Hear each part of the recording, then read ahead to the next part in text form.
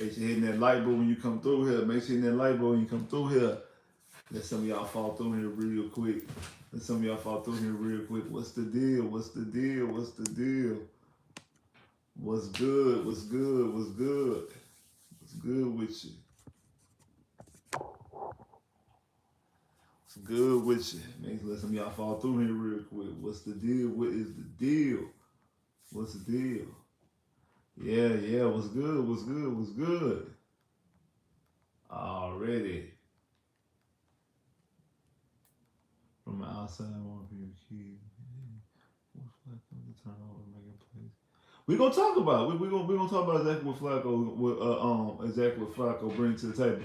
Make sure you're hitting that like button when you come through here. Make sure you're hitting that like button when you come through here. Already. Listen, y'all coming through real quick before we get started into the numbers. Get into the numbers. Already. What's good, bro? What's good with you? What's good with you? What's good with you? Hit that like button. More people that came up here, but likes ain't going on. Make sure you hit that like button. Come on, man. Hit that like button. Let's get them likes up now. Come on. Come on. Let's get the likes up. Come on now. Come on with it. Come on with it. Come on with it. Come on with it. Come on with it. Come on with it. Come on with it. Already. What's the deal? What is up? What's up? What's up? What's up? What's up? What's good with you? What's good with your Juice World? What's good? What's good? What's good? All right. Let's talk about it, man. Let's talk about it. So, we all know the Houston Texans on Christmas Eve host the Cleveland Browns. And this ain't gonna lie, this is a game where it's going to be a crucial game when it goes into getting into the playoffs. This game probably, pretty much, if you win this game, basically guarantees you a playoff spot without really guaranteeing you a playoff spot. But we're gonna get into that a little bit later. But as it stands right now, it's the Houston Texans face the Cleveland Browns at NRG Stadium on Christmas Eve. A very crucial game. And again, it's a game that's not going to be an easy task. The Cleveland Browns are a good football team.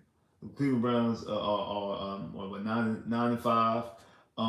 Right now, the Texans are 8-6. The Cleveland Browns are 9-5. And the Texans do happen to own the Cleveland Brown picks, but it looks like the Cleveland Browns is going to be going to the playoffs. I think they have the highest percentage chance of any wild card team to make the playoffs. I think they're like 88% of making the playoffs, like 88.6% to make the playoffs. So they're a very team more than likely that's going to be inside the playoffs. They're a team that's more than likely they're going to make the playoffs. So we're going to talk about it, exactly the keys to the game and what could you do to get to the game. So we're going to focus this on the defense because we already know the Texans offense is not going to be the same typical offense they came in. Same thing with the Cleveland Browns. They're facing Joe Flacco, which this is Joe Flacco's third game. And I'm going to get into Joe Flacco specifically, but as far as the Texans offense and the Browns offense goes, looking at their season numbers is going to be a little bit misleading because of the type of teams that's going to this game. So as of right now, as far as passing offense, the Houston Texans are 25th in defense. I'm sorry. And when it comes to passing defense, the Houston Texans are 25th in pass defense, averaging 239 yards allowed per pass in the game. And the Cleveland Browns, they're the number one pass defense in the NFL, only allowing 158.9 passing yards allowed to them. Now, the last three games, they've allowed 220.7 passing yards per game. And then on the road, they average allowing 223.3 yards per game in the passing game at home. I mean on the road. So more so, and you're gonna see a trend that the defense is better in Cleveland than it is on the road. Rushing, the Houston Texans rush defense. The Houston are the sixth best rush defense in the NFL, only allowing 93.5 yards a game. The Cleveland Browns, they are the 11th best rush defense in the NFL, averaging 102 yards per game. The last three games, however, only allowing 88.7 yards per game. But on the road, outside of Cleveland, they've allowed 122 rushing yards per game. Now, the Houston Texans are second in the NFL as far as rushing yards allowed per attempt. That means they only allow 3.4 rushing yards per attempt against them, while the Cleveland Browns are the 12th in average yards per attempt. They allow 4.1 yards per attempt. The last three games only allowed 3.3 yards per attempt. On the road, they allow 4.4 yards per attempt.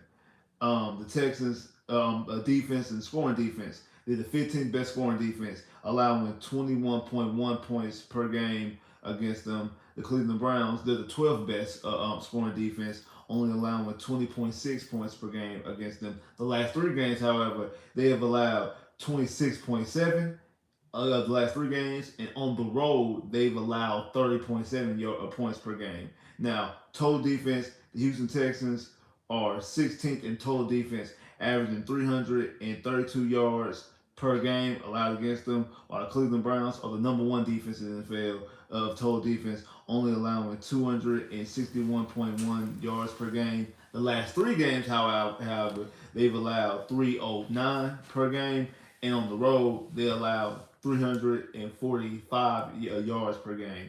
So when it comes to their defense and our defense, the Cleveland Browns defense have a very good defense, a very, very good, strong defense. The problem is for them is that on the road is different. Like I said, they average only giving up 20 points per game, but on the road they average giving up 30. They only allow 158 passing yards per game, but on the road they averaging 223 rushing yards. They only allow 120 rushing yards, 102 rushing yards a game. On the road, they average 122 rushing yards a game. On the road, total defense, they average 261 yards a game. On the road, they average 345. So we're talking about a difference of 10 points. They give up 10 more points on the road than they do for their total defense. For the total points allowed. They're giving up over 70 yards. I'm sorry, they're giving up over 70 yards in the passing game on the road than they do at home. They're giving up over 20 rushing yards more than they do at home, and they also giving up over 100 total yards. 100 total yards of total yards that they're giving up on the road versus their normal defense. So this Cleveland Brown defense is not the same when they're outside Cleveland. Now we gotta know they gotta deal with the weather, it being outside. I know we're just not getting into December. We're in the end of December now. I know a lot of games probably wasn't snow and stuff like that, but it's still icky, nasty weather in Cleveland. Like the wind, rain, things of that nature still just gives you bad weather games. So when you're talking about that, you're talking about a defense. What you're talking about a defense that does benefit, and like that's why they always say like defense and running games travel in the playoffs because it's cold, it's raining, you're outside, things like that. Those things are advantage, and also those things are things you could take on the road because if you got good defense, defense is better off playing outside than inside. Being inside in a dome with track and field, nice perfect weather because you're inside the building, so it's controlled climate. That's better suits for the offense, especially the passing offense. You can throw the football all over the yard. When you talk about run stopping, we talk about like stopping the pass and being a legitimate defense. It benefits you to be outside. It benefits you to have bad weather. It benefits you to be in the snow, in the cold, in the rain, and things like that. That's why their defense looks way better in Cleveland versus outside of Cleveland. Because outside of Cleveland, they can be. Even though I know they go to Cincinnati, they go to Baltimore, and they go to Pittsburgh, and those things do help them. But they also are going to Indianapolis, going south to play the Colts. They're going to they're going to warm weather cities. They might be in Miami, they might be in LA. You know what I'm saying? They might have to go to a Minnesota, go to Atlanta, go to obviously coming to Houston, going to warm weather cities or cities inside domes where their defense can't play the same type of play because they're not outside and they're not getting that benefit of being outside type situation. So that's the difference. And when you look at that is the difference. That's what the difference the defense does. Now, when you want to look at possibly keys to the game, and I think one of the keys to the game is able to get the football away from Joe Flacco. Joe Flacco's making his fourth straight start. He started 3 games. They got him up off the couch or wherever he was because they had the injuries at quarterback. And now we're sitting up here with Joe Flacco coming into his 4th game. And this is what Joe Flacco's been looking like the last 3 games. His first start coming back, he threw for 52%, had 254 yards, 2 touchdowns, 1 pick. Following game, threw for 57.8%, 311 yards, 3 touchdowns, 1 interception. And then his last game, The last game where they won, he threw for 63.6%, 374 yards, 2 touchdowns, 3 interceptions. He turned the ball over 3 times. So in his last 3 games, which is only 3 games he's played this season, he's thrown 1 interception. Then last week thrown 3 interceptions. He's thrown 5 interceptions in the last 3 games. We've seen this Texan defense, especially in the secondary, when the last 4 games, because you got Arizona, Denver, Cincinnati, Arizona, Denver, Jacksonville, Titans, and Jets. So in those last 5 games, you've gotten you've gotten 6 interceptions in 5 games. You got 3 and 1 against Denver. You got 3 against Denver. You got an interception against Kyler Murray and the Arizona Cardinals. You got an interception against Jacksonville and Trevor Lawrence. You didn't get any interception. You got a fumble against the Jets, but you didn't get an interception against the Jets, and then you got an interception last week. So you got in the last 5 games, you've gotten 6 interceptions, majority all by one person, by Darius Stingley, and that's why I think is where you're going to be able to exploit, because not only that, you've seen the secondary last week able to get their hands on the football, 4 or 5 times? No, I take it back, 6 times, because we seen Steven Nelson get an interception. Darius Stingley almost got an interception on Hopkins, and then same thing with Jalen Petrie. They on the going into overtime, Jalen Petrie almost got an interception in that game. Like Jalen Petrie only got an interception. Was probably the best play he's made this season. Was that pass breakup they had that he really should have got an interception. He was very close, and I know I've been very crucial and critical of Jalen Petrie, and my stand still stands on Jalen Petrie. I still feel like he's been playing like hot butter garbage all season. He's still a liability and disappointment, even though last week withstanding was his best game so far this season. But again, I need you to be able to make some goods. I need to make good on some of those pass deflections. But again, he had 2 pass deflections. Stingley had 2 pass deflections. One should have been an interception. And then Steven Nelson, the same thing. Steven Nelson had an interception. They had another pass deflection as well. So you had 6 pass deflections, 6 pass breakups, and 1 was an interception from three of your 4 DBs, your primary DBs, and Steven Nelson, Darius Stingley, and Jalen Petrie. You're going to need that same type of energy against Joe Flacco. A guy, like I said about Will Levis, is putting the ball in the field of play. Now the defense, you have to make good, and you have to find a way to make an interception and make a play. Speaking of making plays, I see more people that made their way up in here, but the lights ain't going up. Make sure you're hitting that like button, man. It's very, very crucial, very crucial and critical that we get those likes up. It helps the algorithm out. It lets people know that I'm going live. Some people probably don't know I'm live right now because the likes ain't matching the rest of the views. The likes got to match the views. So, hey, so I got to see some people jump up in here. Make sure you hit that like button so we can get more people, more eyeballs, and everybody understand that your boy is live. Every time I go live and every time I drop a video, they know the notifications pop up, so everybody knows and everybody's aware. So make sure you hit that like button. Definitely appreciate that. Y'all know how much. Definitely really appreciate that. But like I was saying though, the defense has to find a way to put Joe Flacco and turn Joe Flacco over, be able to make plays on the football and turn the football over. And the thing is, what we're going to need right now, because it seems like more than likely Case Keenum is going to start. I know we've been hearing about Davis Mills taking the first team reps and things like that. I don't really see that Case Keenum not starting. I feel like Case Keenum is going to start. The only way that I feel like Case Keenum possibly could start, the only way I feel like that they would start Davis Mills over Case Keenum and Case Keenum would start is for one or two things. One, Stefanski was the quarterback coach of Case Keenum, and Case Keenum's best year in Minnesota.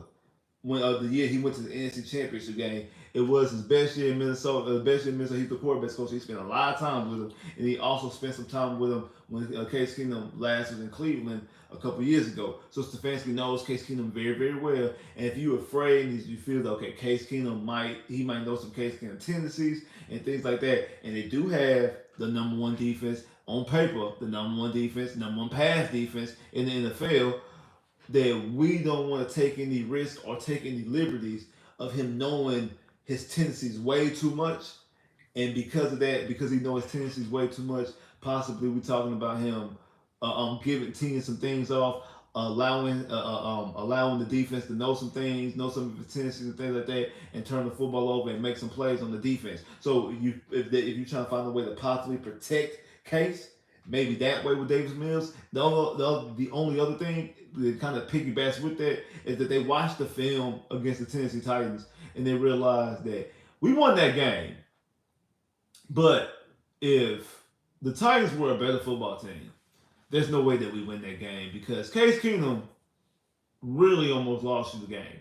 I know I asked after the game who should I make play of the game. Some people actually said Case Keenum. I know mostly it was Jonathan Gennard, Devin Singletary, Kaimi, things like that. Steven Nelson, Sheldon Rankin. But some people actually did say Case Keenum, and I did understand that because the Texans, if you go back and watch that game, the Texans really kind of won in spite of Case Keenum. Honestly, Case Keenum threw the pick six. Then I don't care what nobody says. I'm counting that pick again. I'm counting that pick that Dalton Schultz stole out of the defender's hands. He did. Like Case Keenum threw an interception. When you go back and watch that play, Case Keenum threw a pick. Case Keenum did not throw the Dalton Schultz. Case Keenum threw a pick and Dalton Schultz ripped the football out of his hand. That would have ended the game right then and there. It was another play in the middle of the field that threw, but it should have been a pick. They very well should have been a pick. So that's the pick that he officially threw, the one that he unofficially threw that I count, and then another one that he almost threw in the middle. And then when you got the football back right before overtime, when you're trying to get yourself in field goal range, he almost throws another pick six to Hutchinson. He was throwing it to Hutchinson, and the DB broke on the ball perfectly. The DB broke on the ball. The DB broke on the ball perfectly, but his eyes was too big and seen the end zone and thought that he had a house call that was about to win the game, and dropped it, and then look in the catch. Now that was on the DB fault. That one was on the DB fault. The other one, the one that Dalton Schultz ripped out, that was just an incredible, amazing play by Dalton Schultz. This is an incredible, amazing play by Dalton Schultz. And to be honest, we ended up getting our get back in the overtime with Desmond King, because that kind of what happened with Desmond King. Desmond King put his hands in there and got the football. And as he was trying to, when he went up there and caught it, y'all probably can't see my hand. When he went up there and tried to catch it, he's like the ball was kind of out of his hand, so he tried to like readjust.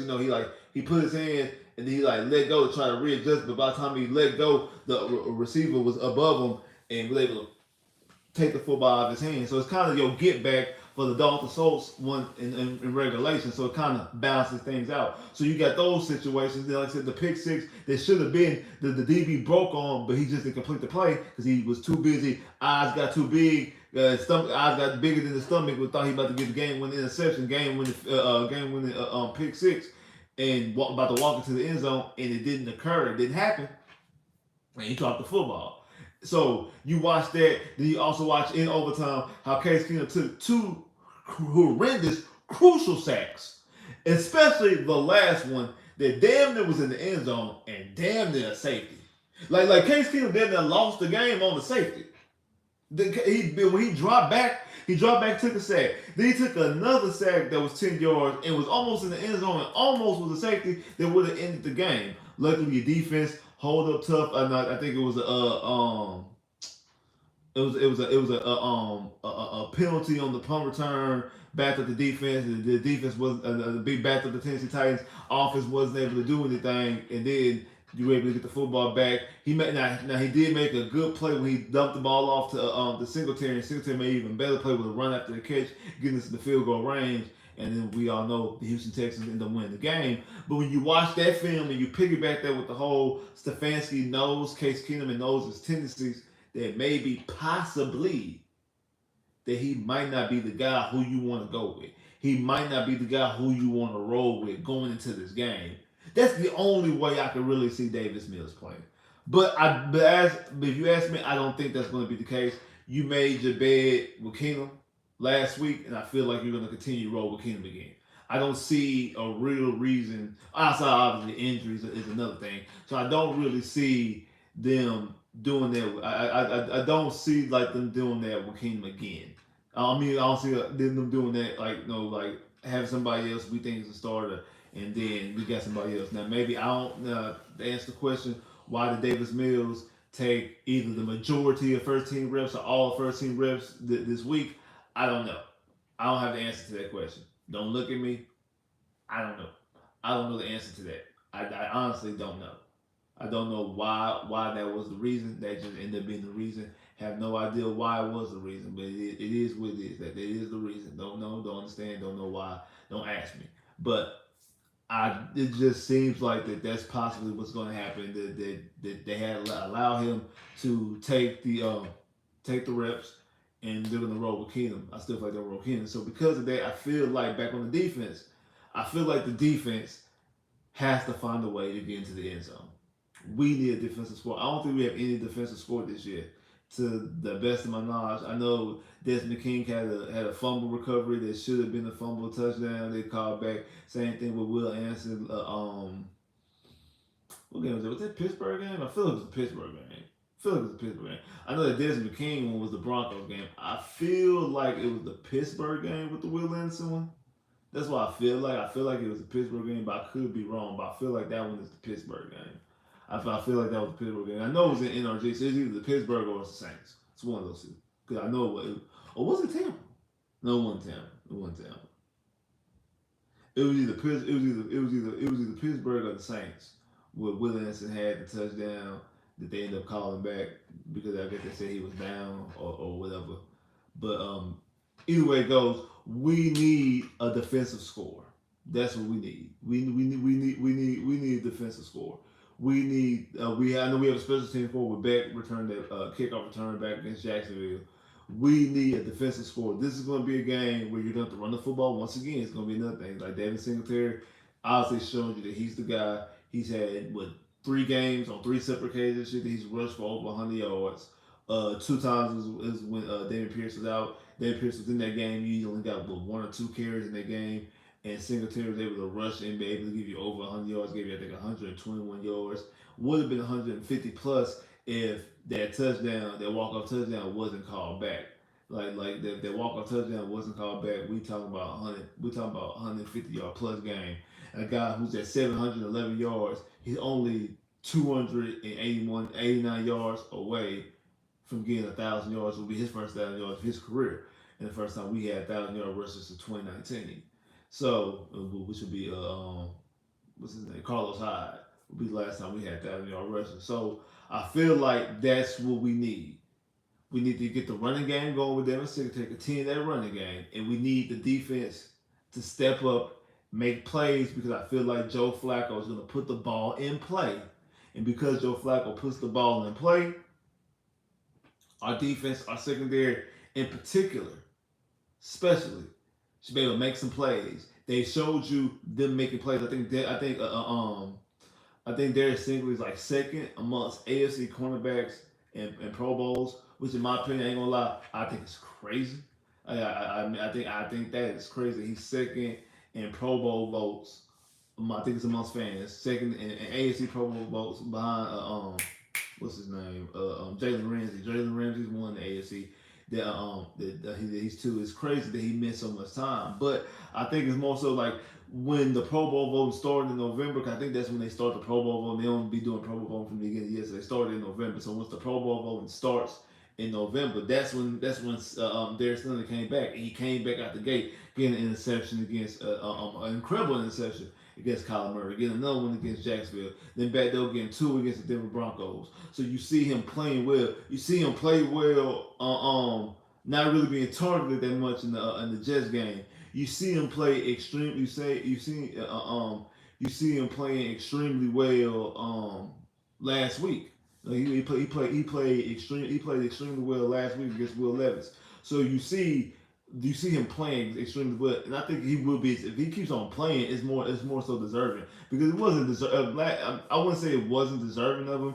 It's just that, okay, I'm surprised because he's missed a lot of time. But when you look at the play he has on the field, yeah, he's definitely deserving being a Pro Bowl caliber cornerback. And I'm hoping he will be a Pro Bowl caliber quarterback. We drafted him with the 3rd overall pick. We need him to make splashing, explosive plays. So that's what we need. We need him to do that. We need him to be all Pro Bowl type stats, type of DB. And this is the type of game that we need you. We need you to start making some splash plays because you play different than Sauce. Sauce just don't allow catches, don't allow touchdowns. You make plays on the football. You get your hands on the football. You get your hands on the football. You turn the football over, and I need you to start turning those football over and turn them into points. Because offensively, it's kind of hard with Case Keenum to turn the football over the points.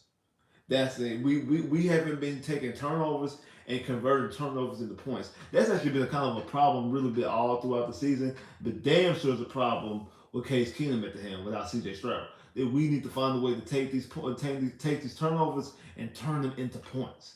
We need to take these turnovers and convert them into points and make them touchdowns. That's what we need. We need to make them into points, make them into touchdowns. I'm not talking about just threes. I'm not talking about kicking field goals. We need to turn them into touchdowns. That's how you can be able to beat this Cleveland Brown team. Because if you're able to put more points on the board against Cleveland, I don't feel like Joe Flacco and this offense has what it takes to continue to get out.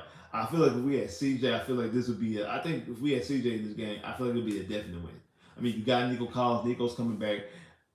I think if we was able to put points on this defense, points on the Cleveland Browns, we would win the game. Are we gonna be able to find a way to put points on the board? Is our offense gonna be able to muster up a way to put points on the board to get us in a situation where we can take advantage and we can force Joe Flacco and the Cleveland Browns to go back there and throw the football? Because once we start forcing Joe Flacco to throw the football and we forcing a 40-year-old Joe Flacco to drop back and air the football out after we seen this front seven get 7 sacks last week. After we seen, like I said about Jonathan Gennard sitting up here at 12 and a half sacks already on the season with 3 games left to go. Now they can pin their ears back and head the court and go head hunting for the quarterback. They can pin their ears back and go hunting for the quarterback. That's what they can do. That's why you gotta get points on the board. That's why I would have felt better obviously if CJ was playing more so now, but we need to find a way to put points on the board defensively. Bears almost beat the Browns. You think we ought to get the running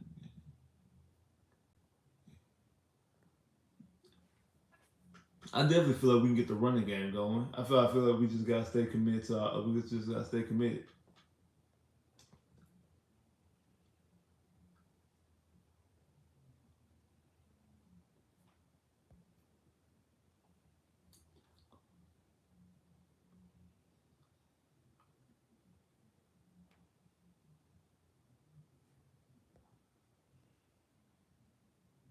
Oh yeah, the AFC South is definitely gonna be it's definitely gonna be something serious. And you see your Colt Colt fan from LA, man. Shout out to you, man, out there in LA holding it down. Man, I'm glad to have you. Make sure you hit the like button if you ain't liked it already. Make sure you hit the subscribe button if you ain't subscribed already. But definitely glad to have you on there already. What's good? What's good, Trill? You see the Texans 20, the Browns 17. Hey, I hope so. I hope so. It's Christmas Eve. Uh, the Texans normally get wins on Christmas Eve. I know they lost back like in 2000 like 3 or 2004. They lost to Jacksonville. I mean not 2003, like 2005, 2004, 2005. They had lost to Jacksonville on Christmas Eve. That's the last time. It might have been the last time Texans lost on Christmas Eve. I know last year we beat the Titans on Christmas Eve. I know we beat the Bengals on Christmas Eve back in 2016. We won the division that game. I feel like there's another game we won on Christmas Eve too.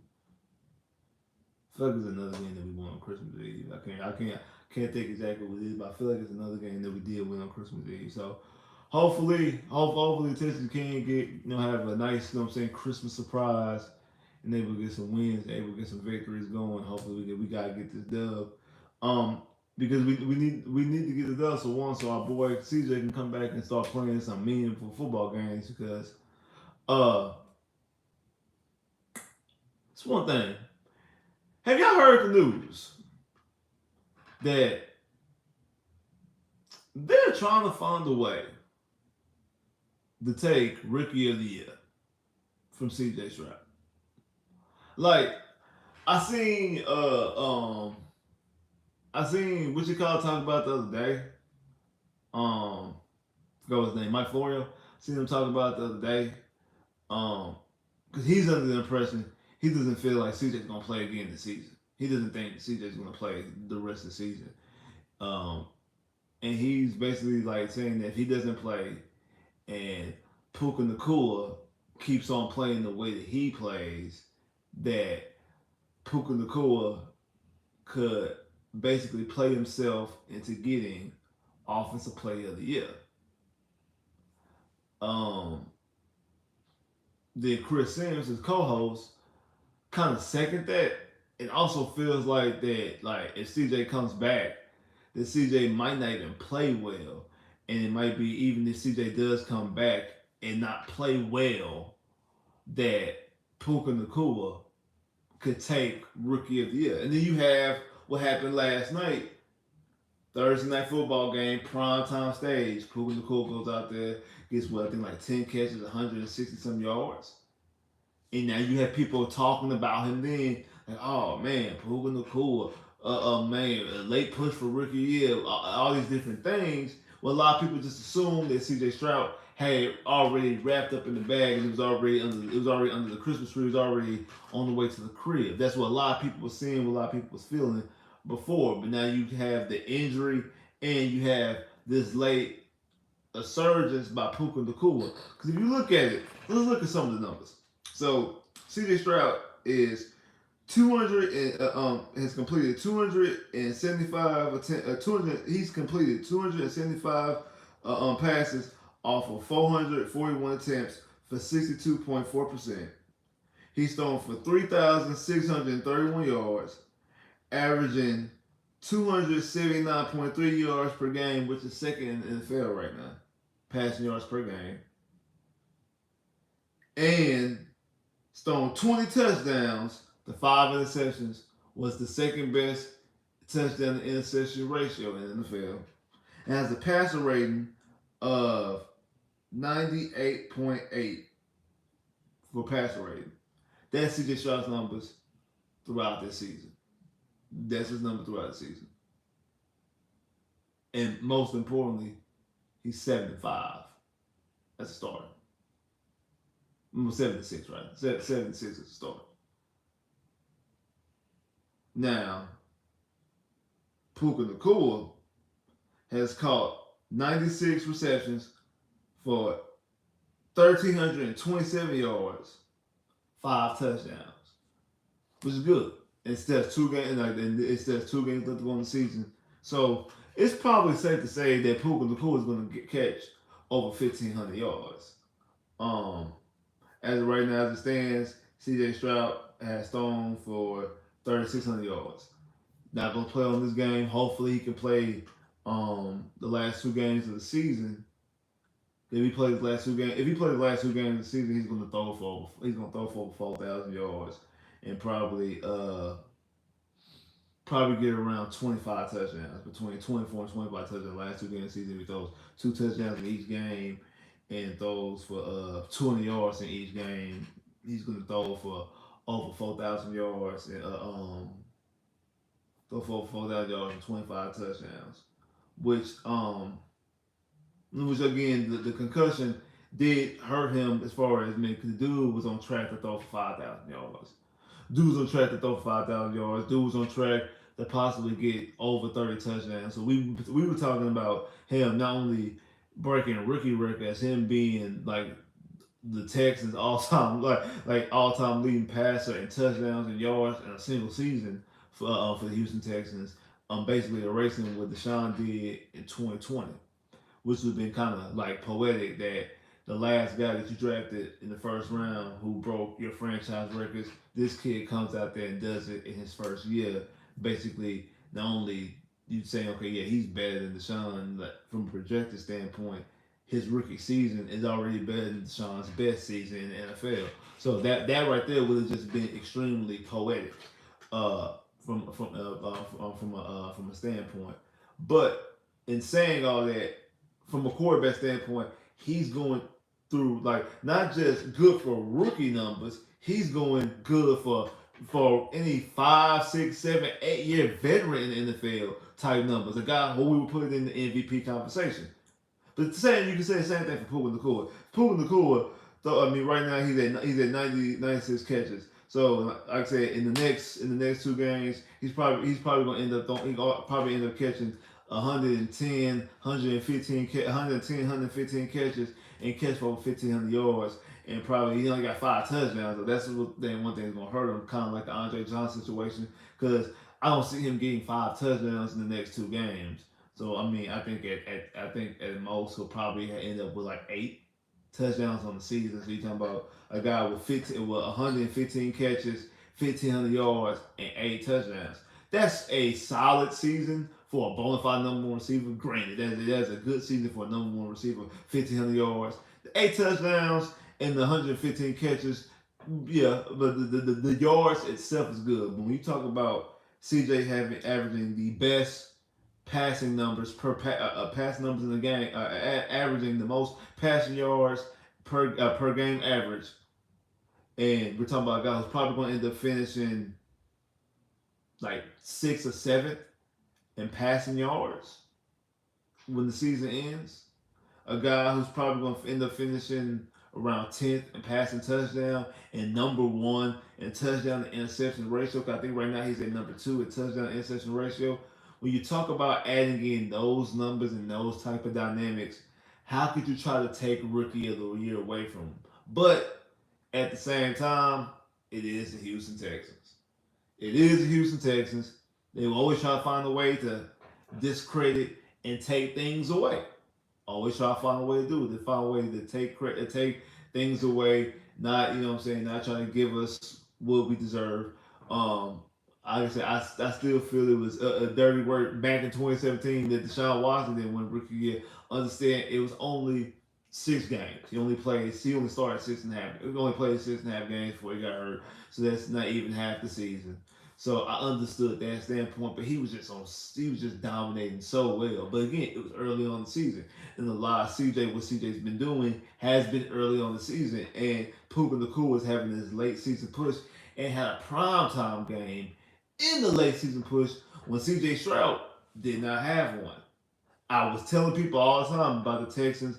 I really want the Texans to get a primetime game. I was thinking more so from MVP because I thought Rookie of the Year was locked up. No one thought that CJ was gonna miss time. So thought Rookie of the Year thought Rookie of the Year was completely locked up. But with him missing not one game, but now missing 2 games, and this kid here is balling, that does open the door for somebody else to try to slip and slide in to get Rookie of the Year. Don't agree with it. Obviously, I don't agree with it. I feel like CJ Stroud should be defensive. I feel like CJ Stroud should be offensive rookie of the year, hands down. But would it surprise me if the NFL doesn't give it to him? I'll be honest with you. I wouldn't be surprised. I'm gonna be honest with you, completely honest with you. I would not be surprised if the NFL find a way not to give it to him. If they find some type of technicality, something weird, find a way of anything like that not to give him Rookie of the Year. I would hate it. I would think it's bull. But would it surprise me? Nah, y'all. Wouldn't surprise me in the slightest, y'all. It wouldn't surprise me at all. It would be just online for the NFL to do something like that. So again, we definitely need to get CJ back healthy. We need to not only get back healthy, we need to get back there involved because again, CJ come back and like I said, throws for gets us the gets over 4,000 yards and over 25 get the 25 touchdowns. Still sitting up here with five interceptions, maybe even 6 interceptions. Still sitting up there with that type of aspect. I definitely think you gotta give it to him. He's the quarterback. We know we tend towards quarterback, but again, they trying to make a case this year in the NFL that hey, let's give it to other people. So wouldn't that be the NFL's thing to try to give MVP to a non-quarterback and then also give Rookie of the Year to a non-quarterback as well? That when a quarterback is balling, like the Rookie of the Year definitely go to the other guys. I mean, we've seen a lot of rookie. I mean, we've seen Jamar Chase. Jamar Chase got Rookie of the Year, was a receiver. Who won Rookie of the Year last year? Gary Wilson, Offensive Rookie of the Year. Yes, that's in 2022. 2021 would be Jamar Chase. So last quarterback was Justin Herbert in 2020. Who won Rookie in 2020? I mean in 2019. I don't remember who won Rookie in 2019. 2018 was Baker Mayfield. 2017 was Alvin Kamara. 2017 was Alvin Kamara. So I don't remember who won 2019. Who won 2016?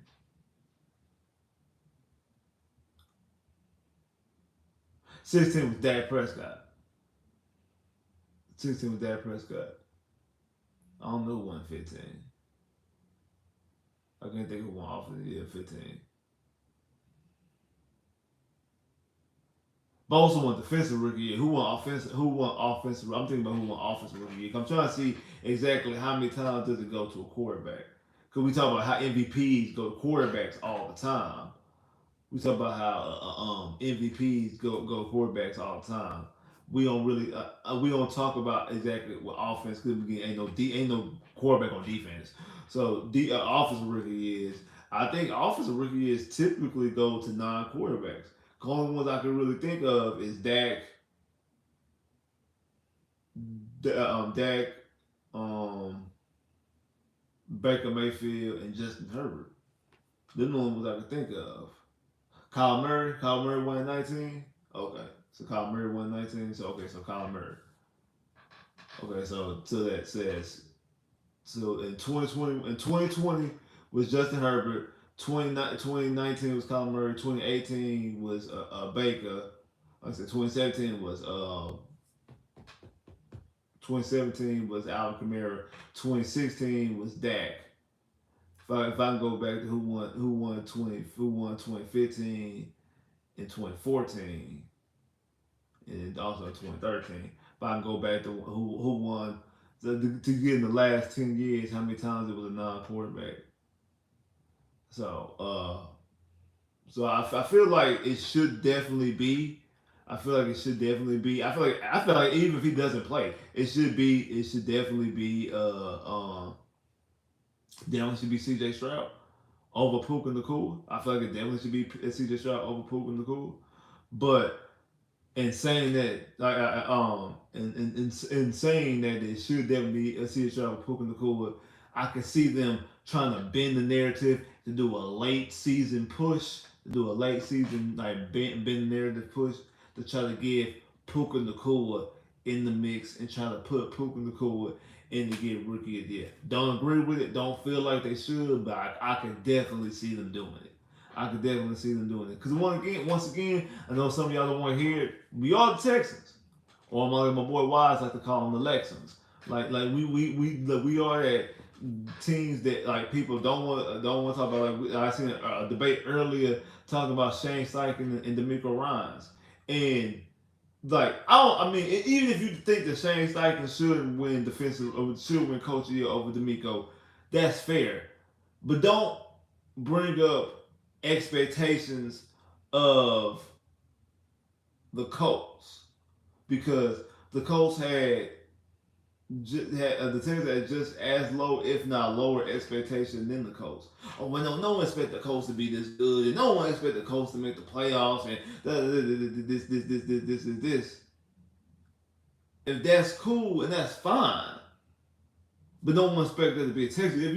If you want to say that you think that Steichen should be the coach of the year, what you should bring up is that they lost their starting quarterback early on the season, and they a guy who they thought they were gonna roll with. Now they decided to roll with Gardner Minshew. However you feel about AR and Gardner Minshew, even if you feel that Gardner Minshew is better suited to win playoff games and get the team to playoffs now, withstanding him able still to keep the ship above flow without the quote unquote starting guy at the helm gives you for good coaching. And he also went inside Houston to the other guy's opponent and went there and put 14 on them quick. Before halftime, it was 28-7 going into half. Beat up on him, and he has the fast track to win because that's the feather they have. That feather that they have in their hat. If they keep on doing what they're doing, they're gonna make it to the playoffs because they're gonna have the head-to-head matchup with the Texans, and they could finally be able to make sure the Texans can't jump above them. Don't sit up here and say, well, because we ain't got no expectation for the Colts, and the Colts were battling for the first pick last year, and they had Jeff Saturday and Ryan and Matt Ryan, and that team was a debacle, and we ain't had no expectation for the Colts. The same thing with the Texans. The Texans were 3-1-3 last year. They had the second pick of the draft, not the Colts. The Colts had the fifth pick of the draft, fourth and fifth pick of the draft. So the Texans had a worse record than the Colts. And also, not only that, the Texans have fired 3 coaches in the last 3 years. From 2020 to last year, they fired coach in 2020 and Bill O'Brien, and fired coach in 2021 and David Cullen, and they fired coach 2022 and Lovie Smith. In the three previous years of the Texans, they've went 4-12, 4-13, 3-12-1. Or 3-14-1, whatever, how many losses we had last year.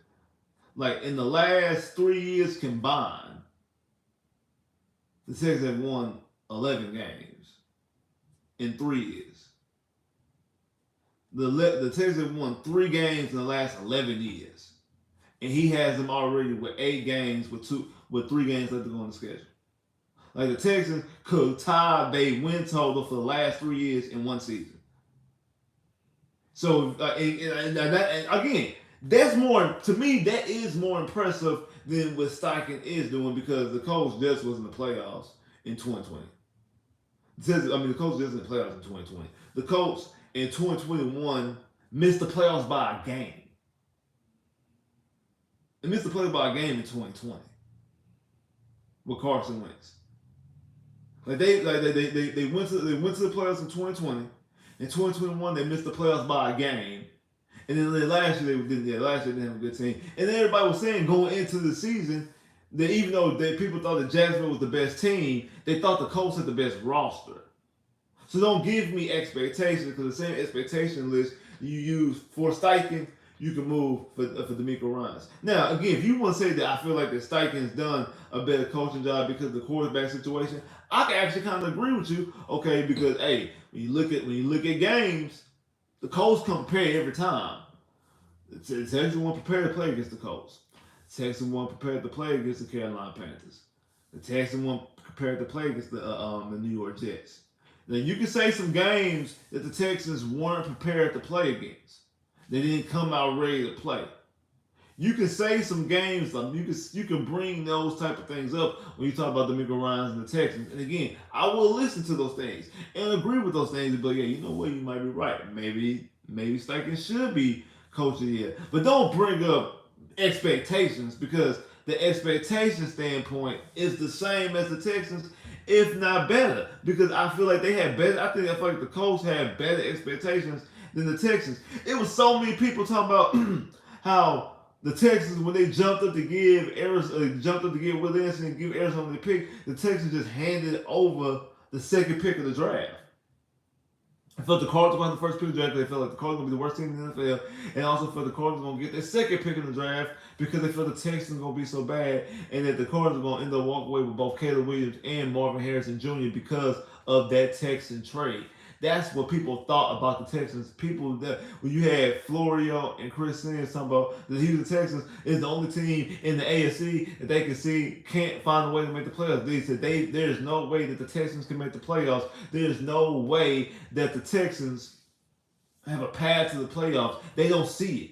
These are things that were going in before the season started. So they said the Texans were the only team in the AFC that they didn't see can make the playoffs.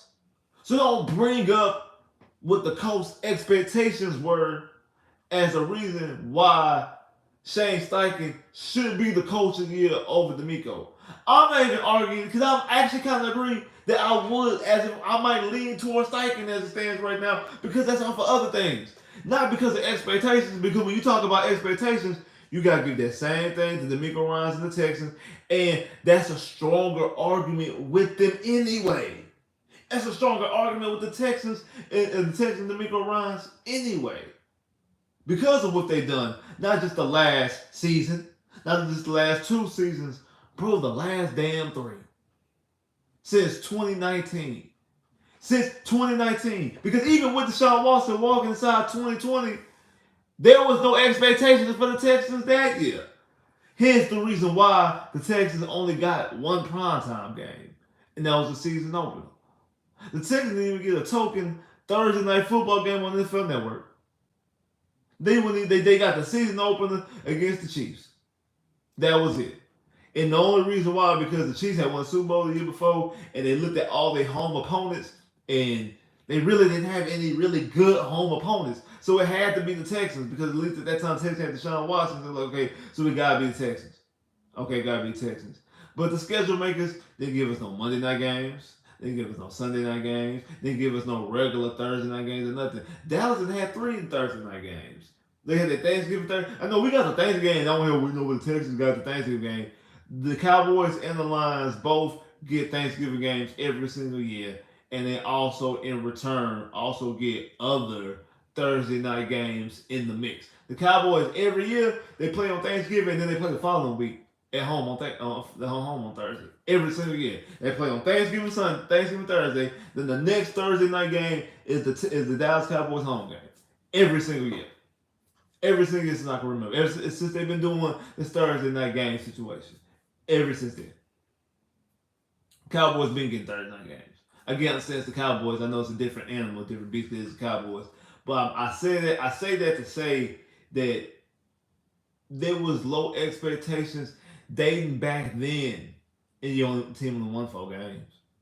Following year, team only won 4 games. Last year, won 3.5.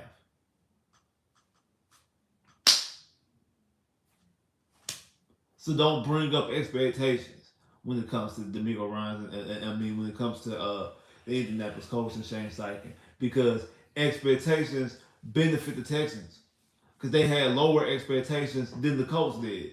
That benefits D'Amico Ryans. So don't do that.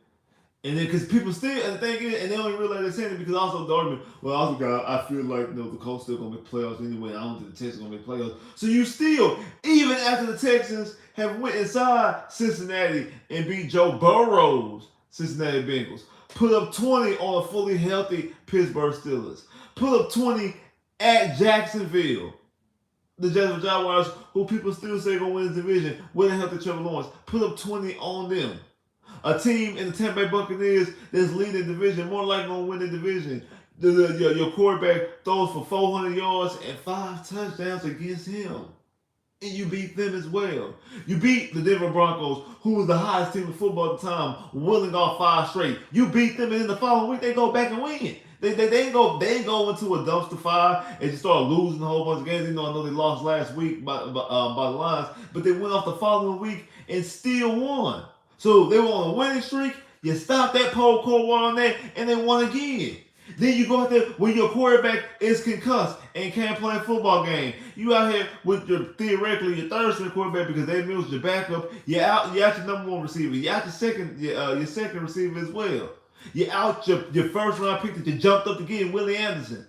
And you go out there, you allow that offense to move the football on 1 drive throughout the whole game, which was the opening drive, forced turnovers, forced miscues, get 7 sacks, a season high, with a backup quarterback, and win the field and win in overtime. That shows on the road a divisional rival.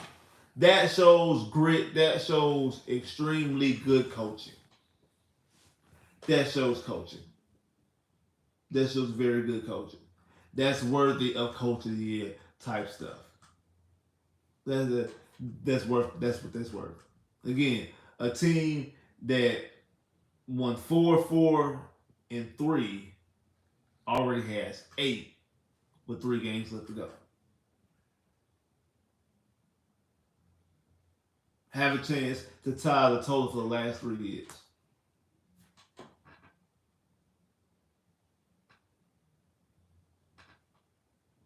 What we talking about?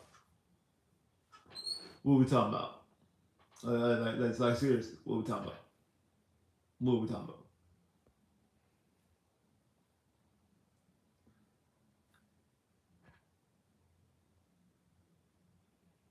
Yeah, they expect us to be the worst team in the league.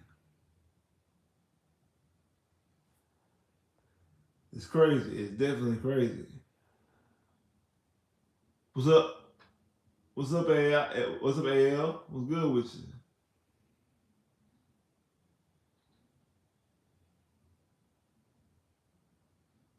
We sure did went through as a lot of Texas fans.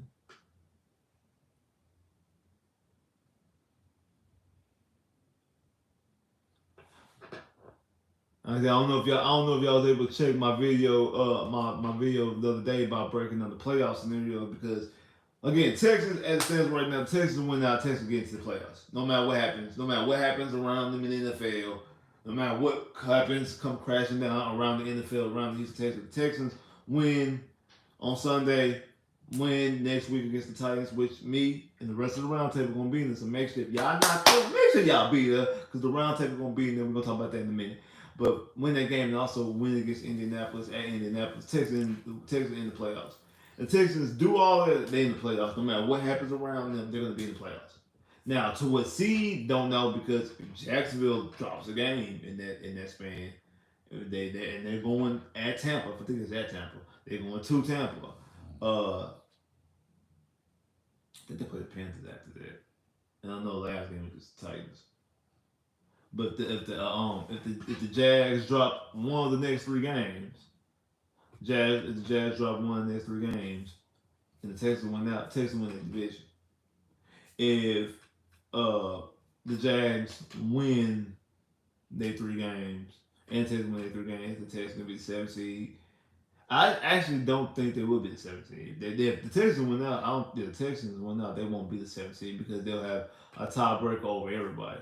Honestly, only thing is yeah, because they'll because even Cleveland, because right now Cleveland's 9-5, and the Texans beat Cleveland. Cleveland is 9-6, and the Texans 9-6. So yeah, so actually, if the Texans win out, the Texans won't be no lower than the 6th seed. I mean, no lower than the 5 seed. Let's sit back and think about it, because they can't even be the 7th seed if they win out. The Texans win out, they can't. The Texans win out, they can't be the 7th seed because they'll have the tiebreaker over everybody. Because they would beat Cleveland, beat Cincinnati, beat Pittsburgh, beat Denver. They have a better record they'll beat the Colts and have a better record than the Colts. Because no matter what happened to the Colts, the Texans beat them. The Texans have a better record than the Colts.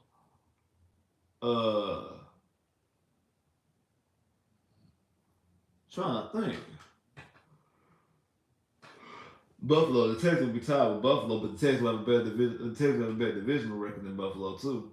So the Texans will have a better. The Texans will be yeah. So if the Texans went out, the Texans will be the 5th seed in the playoffs. Which, for all that's worth, they'll play the 4th seed. I think they'll play whoever the 4th seed is. For whatever that's worth, the Texans will play the 4th seed. More likely, probably play Jacksonville. Or if Buffalo finds a way to win the division, you could be talking about them playing Buffalo. You can talk about them playing Buffalo, going to Buffalo in January. That might be, but that's a conversation for another day. We'll talk about that later. But the Texans went out. The Texans get to the playoffs and be the finals. Like I said, I just crunched down numbers. They'll be the 5th seed. And the Texans went out and Jacksonville loses. They'll win the AFC South, and then that depends on if Buffalo wins the East. If how's Miami record look? How's the Jazz record? I mean the Jazz. How's the Chiefs record look? How even Baltimore record look? It's a weird way. The Texans still get number 1 seed, but I think that's completely far fetched and not gonna happen. But I say all that to say, if the Texans win out, Texans control their own destiny end. But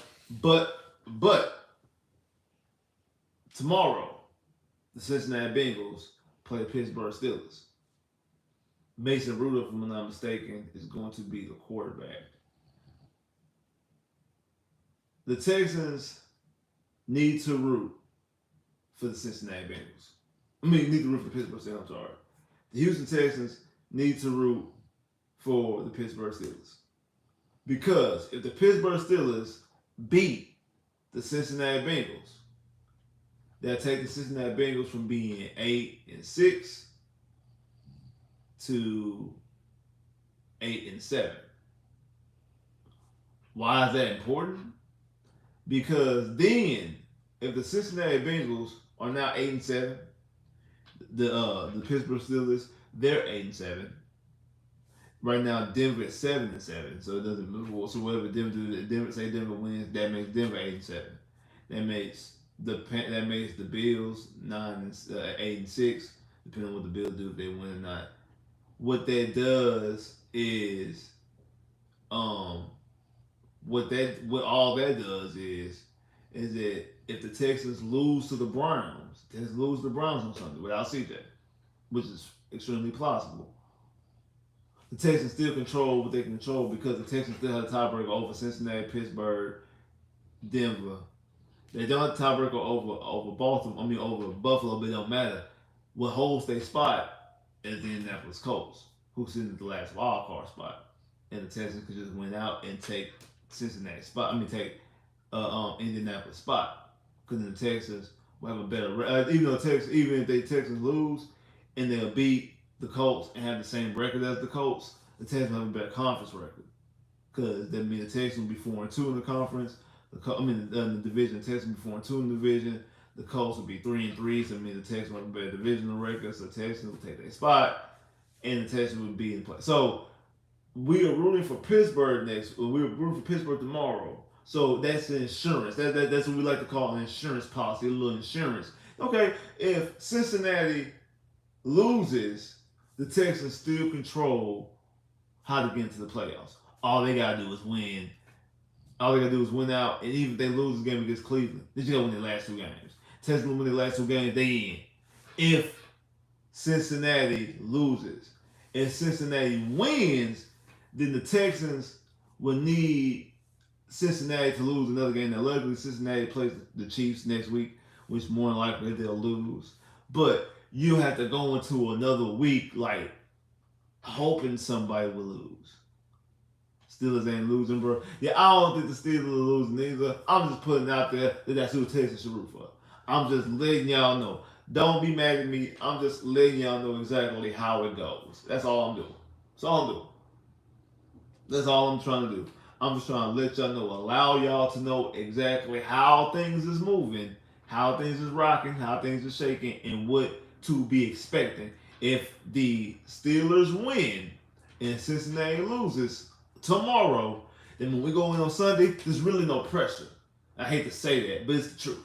If Pittsburgh wins, Sunday is no pressure because no matter what happens in this game, the Texans still control to get into the playoffs. They still control what they got control to get into the playoffs.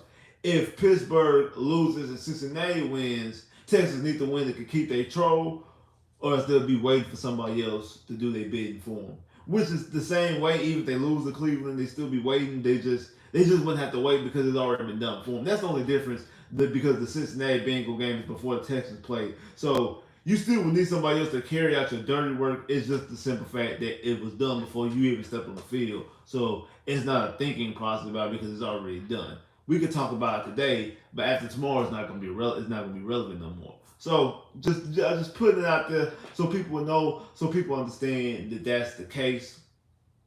That's what's going on. That's what's going on. And speaking of that, I'm debating. I'm debating on doing a live watch. I'm debating on doing a live watch of that Bengals Cincinnati game. I'm debating if I should do a live watch. I'm debating if I should do a live watch. So y'all let me know. I know I see some more people jumped up in here. Make sure you hit that like button. If you hit the like button, make sure you hit that like button. But comment. Let me know. If y'all feel like if y'all, I know people, it's Christmas time, people out there doing their shopping and stuff. This is getting crazy out there. I just came from outside. It's crazy out there. So if y'all feel like it's a good idea, if y'all want to see that, if y'all want to tune in and watch your boy, want to do a live watch of the Bengals versus Pittsburgh because, like I said, it is a game that is. Because now we get to the point in the season where games around us are crucial and they're not playing the same time that we playing. They're not playing the same time that we playing or right after we playing. They playing the day before. They playing the day after and things like that. So let me know. Comment. Let me know if y'all want me to go live and do a live watch of Pittsburgh versus Cincinnati since we have a rooting interest in this game going into our game. So y'all let me know. Y'all comment. Let me know what y'all think I should do. What y'all want to do. What y'all hit to. I want to get some feedback. Know exactly how y'all feeling.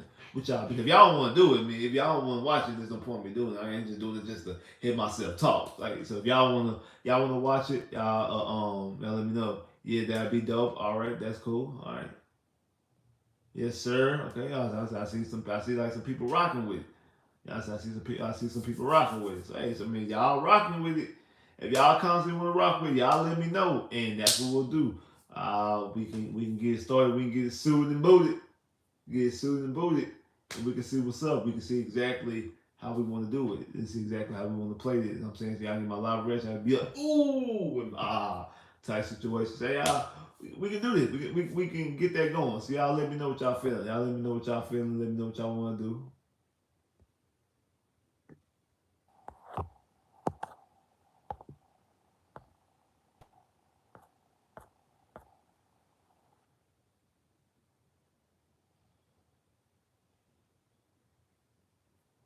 Yeah, yeah, I could. Yeah, yeah, yeah. I could do something of those lines to try to, you know what I'm saying? Try to get some stuff going to see exactly how y'all feeling, how y'all rocking, how y'all living.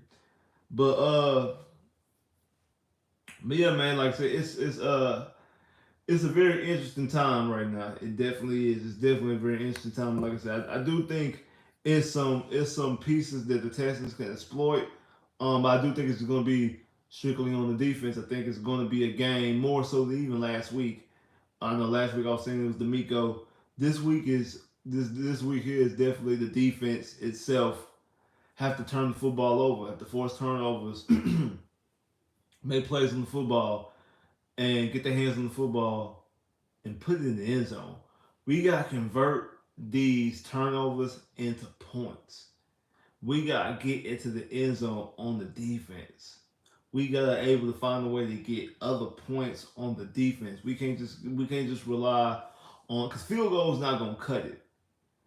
I'm glad Kyrie went out there and kicked 4 field goals and was 4 for 4 the game in overtime. I understand that was great, and I'm glad for it, especially you being missed because we lost some games because of the field goals. The Jacksonville game, the most important one, like still the most important loss of the season because if the Texans would have beat Jacksonville, the Texans would be leading the AFC South right now by a game, by a full game. The Texans would be no matter what happened with the Jets, anything like that. The Texans would have beaten Jacksonville. If the Texans would have beaten Jacksonville, we're talking about Jacksonville instead of Jacksonville being 8-5. Instead of Jacksonville being 8-6, Jacksonville 7-7 and outside the playoffs right now. Jacksonville would be 7-7 outside the playoffs. The Texans would be not. The Texans would be 9-5 and sitting. The Texans actually might be fourth in the. Instead of being fourth, Texans might be fifth. I mean, not fifth. Texans might be third in the AFC. Honestly, they might be above the Chiefs because they have the same record as the Chiefs. And I think the Texans have a better conference record than the Chiefs. So that's how big of a swing that Jazz game was. Texas would have won that Jazz game. Texas would be leading the division with a firm grip on it because you have a game ahead of Jacksonville plus the sweeps. So Jacksonville has to have a better record than you. So theoretically, you have a 2-game lead over Jacksonville, and over the Colts. All you gotta do is make sure that you beat the Colts, and you was good. Even this game here wouldn't be even like you'd be in way different situation, in way better shape if you was able to get that Jacksonville game, and that's really based off of not having your kicker, not having Kaimi. We had Kaimi in that game, we beat Jacksonville. Kaimi would have made that field goal right before halftime, and then I think Kaimi would have made that last field goal of the game, and Carter will make their last field goal of the game, and we talking about Houston Texans beating Jacksonville, sweeping them, leading the AFC South right now. We talking about the AFC South leaders if we would win that game. But still, I don't want to the point that we need Kaimi. I don't want to the point that we got to have Kaimi, that we need Kaimi. I'm glad that we have him, and I know we're gonna need him in spots. But we don't. We don't need him to kick 4 field goals and 250+ yards. We need to find a way to put points in the end zone, points on the board, points in the end zone defensively. Because I don't know exactly how much the Case or Davis Mills, even though you're gonna have bring back Nico, even though I think they found something in Singletary, how much them as an offense is gonna be able to put points on the board. Flacco is out here throwing 5 interceptions in the last 3 games. His first 3 games back, he's thrown 5 interceptions. Threw 3 last week.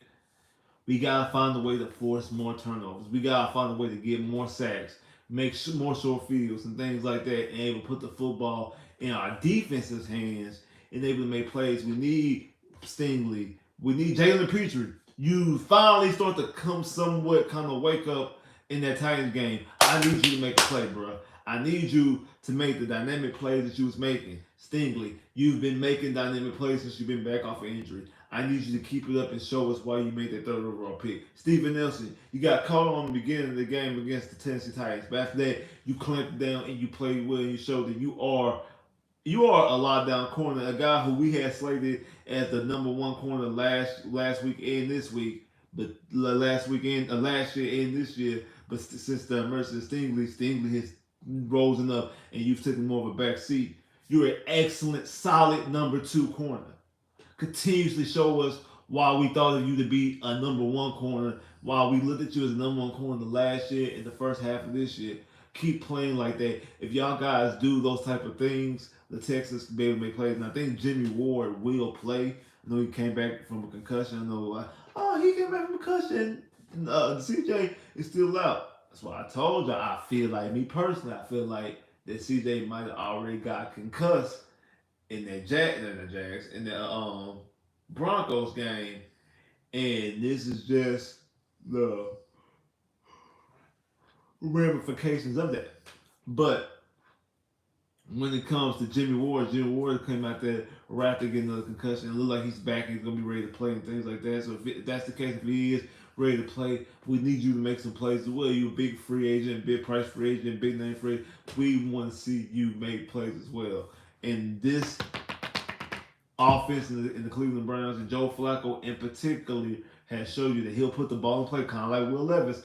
Put the ball in play. I need you to make plays. And we was only able to get 1 home run. And we had got a couple of doubles and singles and triples with the rest of the secondary making those pass deflections on key downs and things like that. We only got one clean home run, and that was off of Steven Nelson's interception. We're gonna definitely need more than we're gonna need y'all to get into the end zone and put points on the board. That's what we're gonna need. But man, appreciate everybody that came through here. Definitely appreciate the love. If you ain't hit that like button already, man, make sure you hit that like button, man. We need one more. We need one more to get to that 40. So man, make sure you hit that like button when you come through here. Definitely appreciate that. Really, really, really, really appreciate that. Y'all know how important it is to the algorithm. Definitely need that. So man, if you ain't hit that like button already, make sure you hit that like button. Go ahead and make sure you like it. Appreciate everybody that came through here. Don't forget. If I'm not mistaken, I think Honcho doing a pregame show before the game. I know it's Christmas Eve. I understand it's Christmas Eve. We still gonna give you that. We still get it because right after the game, your boy's still going live right here immediately after the game. You already know. So we gonna talk about. We gonna break it down. And just because it's Christmas, and just because the holiday don't mean nothing, still gonna have content dropping on Christmas Day. Still gonna have content dropping the day after Christmas. You know what I'm saying? Still gonna go live next Wednesday, breaking down exactly how the playoff is shaping out. Hopefully, we talking about the Texans already in their logo into the playoff mix. So we gonna talk about that, break it down exactly. So we still gonna be here on Wednesdays at the same time, about 8 o'clock, 8:15. Work on time a little bit, but somewhere around that span. Like no later than 8:15, probably around 8 o'clock. Who knows? Maybe even 7:45 or 7:30 again. We don't know yet. So I'm working on time a little bit. But hey, don't be able. Make sure y'all be right here on Wednesday and also Friday. We gonna talk down and break down Tennessee Titan game as well, or preview it rather. God, I might have a special guest from it's a Titan guy I've done a video before with him on his channel before, and he wants to come on and talk about Texans versus Titans. So we'll cross that road, get to exactly how we're gonna do it. I don't know if we'll do it sometime next week or we're gonna do it on live. I'll see exactly how we'll get it going, but Definitely got so y'all be able to see what they talking about over on their side. They gonna talk. We'll see what they talking about on their side. So make sure y'all tune in. Make sure y'all tune in to my boy Honcho. He gonna go live. You know what I'm saying? He's gonna go live before the game. Every day at 7 o'clock. You already know what it is. Soft Sports. You already know it. Shout out to everybody. Shout out to the whole round table. You already know what it is. And again, speaking of that round table, we gonna be in the building on New Year's Eve. We gonna be in the building on New Year's Eve. Houston, Texas versus Tennessee Titans. Soft Sports. We gonna be in the building. Me, Wise, Honcho, Hector, Tenny, Swisher, and some other people. We gonna be in the mix. We gonna be in the building. So man, make sure y'all pull up. Make sure y'all pull up and say what's up to us. Y'all see us, man. Make sure y'all say what's up to us, man. I'm saying, I'm saying maybe take a picture, whatever. Man, make sure when y'all see us, y'all shout us out, man. We got you, man. So make sure y'all pull up on us with the game. Also, pull up on the game because we trying to get to the playoffs. Because hey, if things start to break right, because the Texans win on Sunday, and some other people might lose.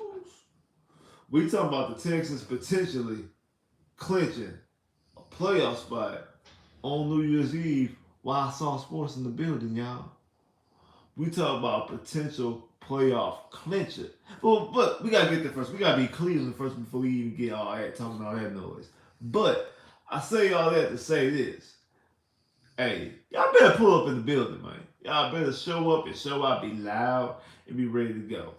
Obviously, man, y'all gotta be loud, be ready to go. Y'all gotta be there, man. Y'all definitely gotta be there. So, man, if you ain't there, make sure you get there. If you ain't there, man, make sure you get there. Pull up. Make sure you pull up, man. Definitely make sure you pull up. Make sure you pull up, man. You gotta make sure that you pull up and that you in the mix. You gotta do it. Like I said, appreciate everybody that came through here today. Everybody hit that like button. Definitely appreciate the love. Again, y'all want me to go live tomorrow during the game, so we can sit here, we can do a live watching of the Browns and not Browns of the Bengals and the Titans, the Bengals and the Steelers, because it's a kind of a crucial game for the Texans. I mean, y'all let me know. One last call for alcohol. Last call for alcohol. So make sure y'all pull up, man. Make sure y'all let me know. Like I said, like, share, subscribe. I'm still on the race to get to sit down and subscribe, but you know what that means? Need you to tell a friend, tell another friend, so they can tell friends, they can tell some more friends, so they can tell some friends, and put them on game with the channel. Definitely appreciate that. And I need y'all to do your part. I need y'all to like, share, subscribe. Get the channel to sit down and subscribe. But definitely mean that. Definitely mean that. Definitely mean that. Definitely mean that. Definitely mean that. Definitely mean that, man. I need y'all help to get the 6,000 subscribers. So I need y'all help. I need y'all like, share, subscribe. Get this channel growing, growing, growing. Definitely appreciate that. I'ma holler at y'all. See y'all, especially see y'all after the game versus the Cleveland Browns. We're gonna talk about breakdown. I know it's Christmas Eve. Still gonna talk about. Still gonna break down. So make sure we gonna pull up. And hey, y'all might see me tomorrow. Y'all might see a little graphic pull up. So if y'all see the graphic, definitely pull up. I'll holler.